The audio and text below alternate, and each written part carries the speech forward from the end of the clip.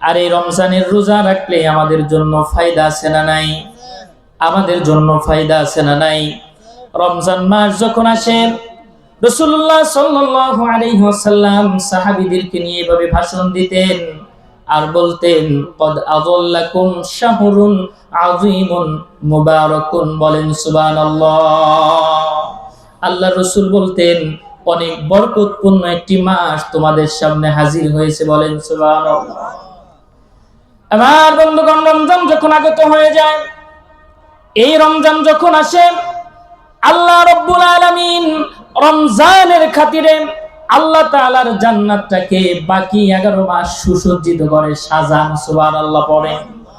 আপনার বাড়িতে যদি কোনো মেহমান আসে, আপনি বাড়িটাকে একটু ধোন, সুন্দর করে পরিপাটি করেন, কেমন বাড়িটা একটু গুছান। আর আল্লাহ তাআলা জান্নাতি বান্দাগণ এই 1 মাসের মধ্যে ঢুকবেন। এই জন্য আল্লাহ তাআলা টোটাল জান্নাতটাকে বাকি 11 মাস আল্লাহ তাআলা সুসজ্জিত করে দেয়, বলেন সুবহানাল্লাহ। আমার বন্ধুগণ, রমজান মাসের যখন প্রথম দিন আসে, কোন দিন? প্রথম দিন যখন আসে, রমজান মাস যখন শুরু হয়ে যায়, আল্লাহ তাআলা জান্নাতের সমস্ত দরজাগুলি বান্দার জন্য উন্মুক্ত করে দেয়, বলেন সুবহানাল্লাহ। জাহান্নামের সমস্ত দরজাগুলি বন্ধ করে দেন, জান্নাতের দরজাগুলি খুলে দেন। আর ওই জান্নাতের ভিতরে আল্লাহ তাআলা নিচ থেকে একটা বাতাস ছাড়েন। এই বাতাসের কারণে জান্নাতের ভিতরে যত ফুল ফল আছে সব দোল খাইতে থাকে, সুবহানাল্লাহ পড়েন। কেন বলেন? রমজান মাস আল্লাহ তাআলার যত হুরে গিলমান আছে গান করতে থাকে। জান্নাতি স্বামীদের জন্য তারা ইন্তজার করে, অপেক্ষা করে।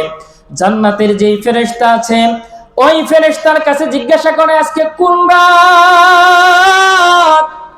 আর ওই ফেরেশতা ডাক দিয়া বলে, এটা হলো রমজানুল মুবারক মাসের প্রথম রাত, বলেন সুবহানাল্লাহ। আমার বন্ধুগণ, আল্লাহ তাআলা জিবরাইলকে ডেকে বলেন, জিবরাইল যাও, দুনিয়ার মধ্যে চলে যাও, শয়তানকে শিকল দ্বারা বেঁধে ফেলো, তার গলার মধ্যে বেলি পড়াইয়া সাগরের মধ্যে নিক্ষেপ করে দাও, যাতে করে আমার বান্দাগণ এই রমজান মাসে এই শয়তান থেকে বিরত থেকে তারা জান্নাতের মেহমান হইতে পারে। আমি আল্লাহ তাআলা জান্নাতের ভিতরে একটা দরজা রাখছি, যে দরজার নাম হলো বাবুন রায়্যানুন। ওই জান্নাতের ভিতর দিয়ে কেবলমাত্র শুধুমাত্র আমার রোজাদারেরাই জান্নাতের মধ্যে প্রবেশ করবে, বলেন সুবহানাল্লাহ। কোথায়? জান্নাতের মধ্যে। আমার বন্ধুগণ, আল্লাহর রাসূল বলেন, কুল্লু আমালি বানি আদামা ইউদাআফুল হাসানাতু বিআশরি আমসালিহা ইলা 700 দি'ফিন।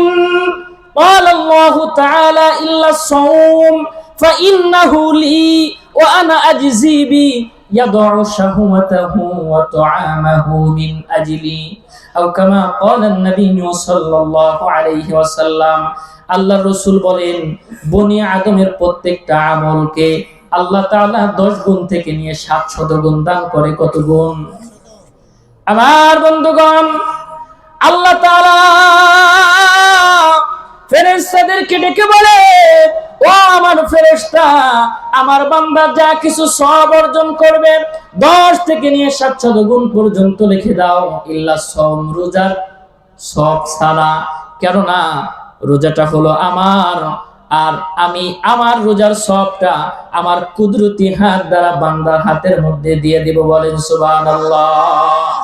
ফুকাহায়ে কেরাম বলেন, এই সওয়াবটা, এই উজরতটা আল্লাহ তাআলার জান্নাত ছাড়া এই পৃথিবীর বুকে আর কিছু হতে পারে না, বলেন সুবহানাল্লাহ। আল্লাহর জান্নাত, বলে আল্লাহর জান্নাত ছাড়া আর কিছু হতে পারে? এত রোজার সওয়াব রাখলেই সওয়াব। বান্দাগণ কিয়ামতের ময়দানে রোজাদারেরা ইফতারি নিয়ে ব্যস্ত হয়ে যাবে, সুবহানাল্লাহ পড়ে। আমার বন্ধুগণ, আল্লাহর রাসূল বলেন, মান সামা রমাদান ঈমানাও ওয়া ইহতিসাবা গুফিরা লাহু মা তাকদ্দামা মিন যামবি। আল্লাহর রাসূল বলেন, যে ব্যক্তি এই রমজানুল মুবারক মাসে রোজা রাখবে ঈমান এবং সওয়াবের আশায়, আল্লাহ রাব্বুল আলামিন ওই ব্যক্তির জীবনের গুনাহগুলোকে আল্লাহ তাআলা মাফ করে দেবে। বলেন সুবহানাল্লাহ। আমার বন্ধুগণ, আল্লাহর রাসূল বলেন, মান কামা রমাদান ঈমানাও ওয়া ইহতিসাবা গুফিরা লাহু মা তাকদ্দামা মিন যামবি। যে ব্যক্তি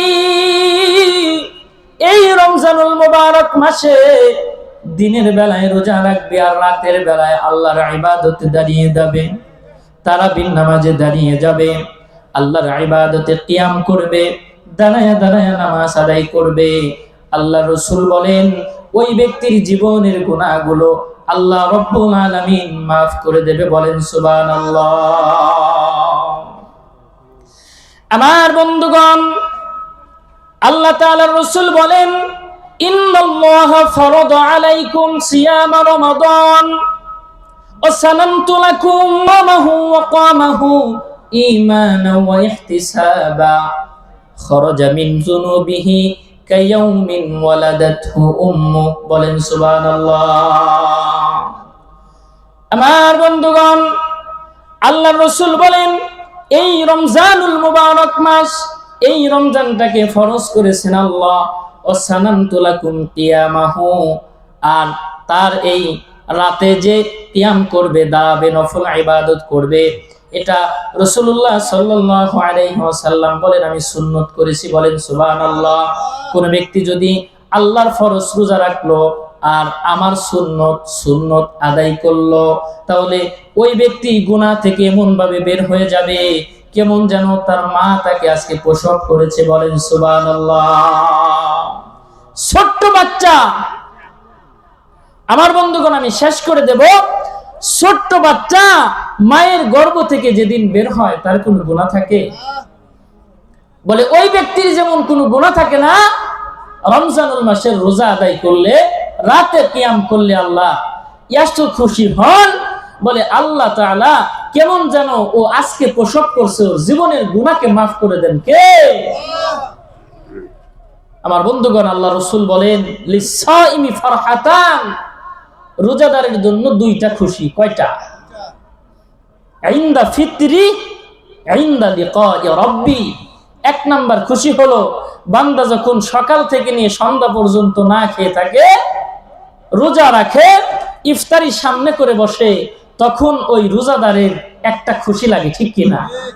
আর যে ব্যক্তি রোজা রাখে না, ওই ব্যক্তি যত বাহারি রকমের আইটেম নিয়ে সামনে বসে, ভিতরে একটা সোর ভাব থেকেই যায়, ঠিক কিনা?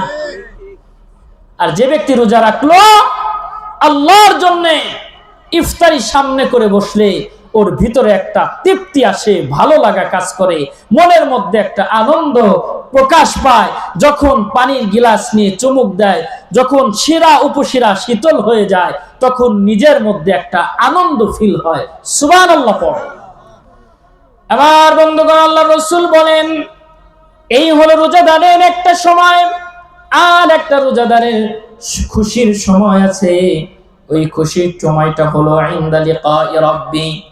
কিয়ামতের ময়দানে মানুষ যখন বিপদের সম্মুখীন হয়ে যাবে, আল্লাহ রাব্বুল আলামিন ওই রোজাদারের সাথে বিশেষ সাক্ষাৎ দিয়ে দিবে। বলেন সুবহানাল্লাহ।